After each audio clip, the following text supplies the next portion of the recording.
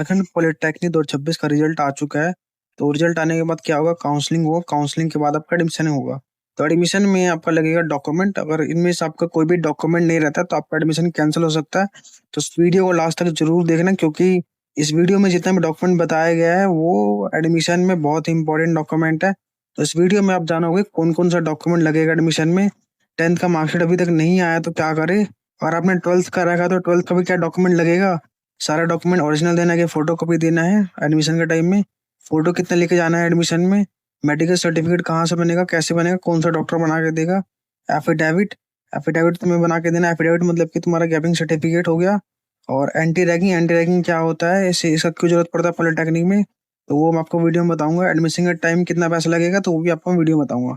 तो हम वीडियो को स्टार्ट करते हैं। सबसे पहले डॉक्यूमेंट देख लेते हैं। तो सबसे पहले आपका डॉक्यूमेंट में आ जाता है अकेडमिक डॉक्यूमेंट्स। तो इसमें जितने भी डॉक्यूमेंट बताया वो सारा डॉक्यूमेंट होना चाहिए। अगर इनमें से कोई भी एक डॉक्यूमेंट आपके पास नहीं है तो आपका एडमिशन नहीं होगा। ये चीज़ का ध्यान रखना बिल्कुल भी। तो इसमें सबसे पहले डॉक्यूमेंट है 10th का एडमिट कार्ड। तो 10th सबने का रखा है, ठीक है। तो 10th का एडमिट कार्ड होना चाहिए। 10th का मार्कशीट होना चाहिए।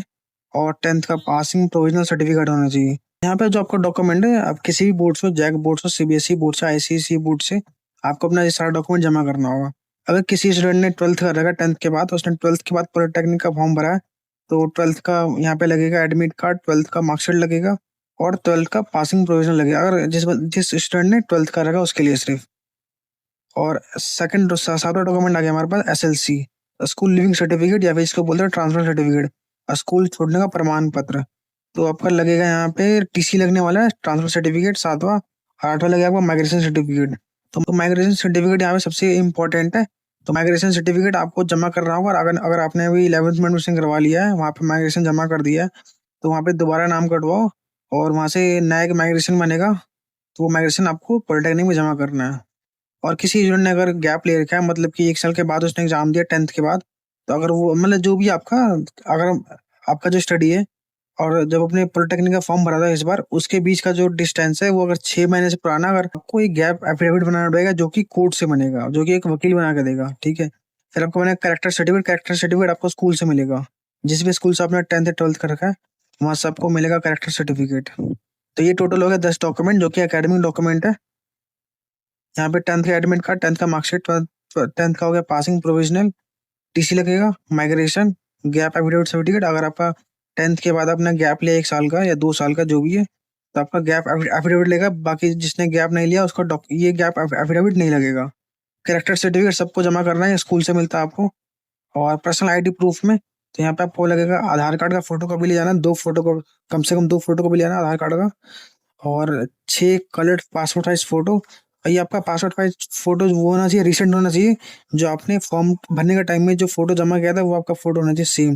और टोटल 6 कम से कम फोटो लेके जाना है आपको। तो मेडिकल फिटनेस सर्टिफिकेट ये बनता है एमबीबीएस डॉक्टर का। तो जब भी आप बनवाओगे मेडिकल सर्टिफिकेट तो आपको एमबीबीएस डॉक्टर का बनवाना है। अगर आपको फ्री में बनवाना है तो आप क्या करना, जो आपके गांव में रहता है ना सदर अस्पताल, सदर अस्पताल में जाना, वहाँ आपको फ्री में बन जाएगा। बाकी अगर आप प्राइवेट में जाते हो तो कम से कम 100 से 200 रुपये वो चार्ज करेगा प्राइवेट वाला।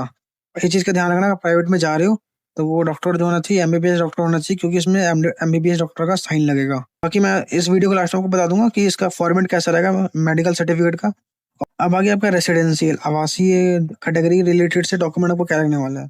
सबसे पहले आप झारखंड से होना चाहिए। तो अपना आपको रेसिडेंशियल जमा करना, आपको आपको निवासी प्रमाण पत्र जमा करना होगा कॉलेज के अंदर में। उससे ये पता चलेगा कि आप झारखंड के प्रवासी हो। और 15 डॉक्यूमेंट लगेगा कास्ट सर्टिफिकेट। और आपने आपको तब जमा करना है जब आपका जो सीट है इनमें से, मतलब कि आपने जो सेलेक्ट किया था फॉर्म भरने के टाइम में जिस भी कैटेगरी से, पर उससे सीट अलॉट होता है तो आपको वहाँ पे दिखाना पड़ेगा।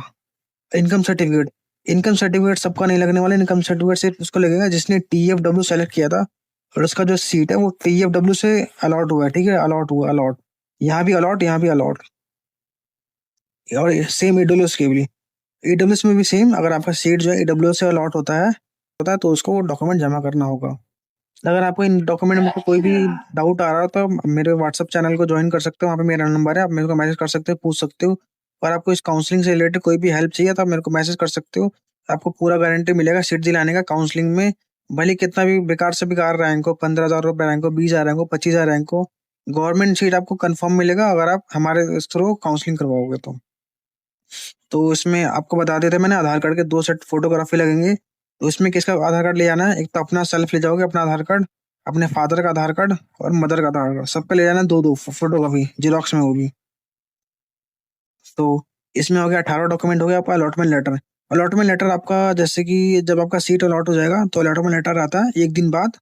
तो उसमें आपको 1000 पे करना होता है अलॉटमेंट लेटर में। अलॉटमेंट लेटर जो है वो JCECB वेबसाइट पे डाउनलोड होता है, वो काउंसलिंग के बाद आता है। पॉलिटेक्निक एडमिट कार्ड, जो आप एग्जाम देने गए थे पॉलिटेक्निक का, उसका एडमिट कार्ड लगेगा, वो होना बहुत जरूरी है। पॉलिटेक्निक का रैंक कार्ड आपका आज आ जाएगा, कल रिजल्ट आया तो आज कल में रैंक कार्ड भी आपका आ जाएगा। तो रैंक कार्ड आपका लगेगा तो वो डाउनलोड कर लेना, वो भी JCC वेबसाइट में मिलेगा। और एक आपको देना पड़ेगा एंटी रैगिंग। एंटी रैगिंग बनता है पेरेंट्स का, और सेकंड बनता है जो स्टूडेंट एडमिशन ले रहा है उस स्टूडेंट और पेरेंट्स का बनता है एफिडेविट, जो कि 2 डॉक्यूमेंट होता है।